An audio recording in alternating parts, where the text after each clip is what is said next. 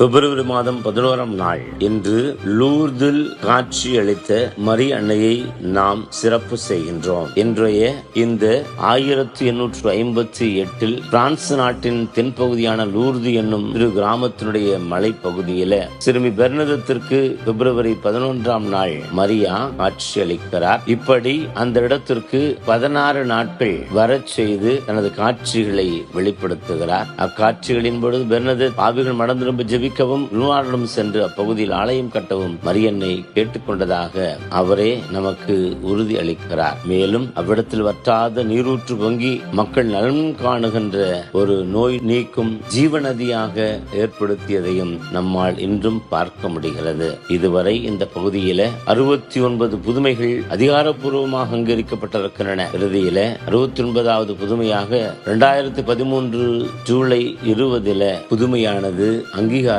பெற்றிருக்கிறது. இப்படி மரியன்னை காட்சியில இறை அருளை தன்னை நாடி வருகிற பிள்ளைகளுக்கு அள்ளி கொடுக்கிற ஊற்றாக அட்சய பாத்திரமாக இருக்கிறாள் என்பதை வெளிப்படுத்துகிறார். இன்று நாம் அவரிடத்துல வைத்திருக்கிற நம்பிக்கையோ நாம் வணங்கி மகிழ்கிற அத்தனை நம்முடைய வழிபாடுகளின் செயல்பாடுகள் இது வெறும் ஒரு சாதாரணமான உணர்வுபூர்வமான ஒன்று கிடையாது. மாறாக உண்மையிலேயே ஆண்டவர் இயேசுவை பெற்றெடுத்த மரியா கானா ஊரிலே மகனே இவர்களுக்கு இது நேர்ந்து விட்டது என்று சொன்ன அதே தோரணையோடு இன்றும் உலகில் இருக்கிற ஒவ்வொருவருக்காகவும் பரிந்துரை பேசுகிறவராக செய்கிறவராக நம்முடைய தாய் இருக்கிறாள். நம்முடைய வாழ்வில் அந்த மரியன்னை கேட்டுக்கொண்டது போல அவர் சொல்வதையெல்லாம் செய்யுங்கள். வாருங்கள், ஆண்டவர் இயேசு நமக்கு என்னென்ன கட்டளையிட்டிருக்கிறாரோ போதித்திருக்கிறாரோ அவற்றையெல்லாம் கடைபிடிப்போம். அப்பொழுது அவருக்கு வந்தவர்களாக இருப்போம், அன்னையின் வழி நடக்கிறவர்களாக மாறுவோம். மேலும் இந்த நேரத்தில் அகில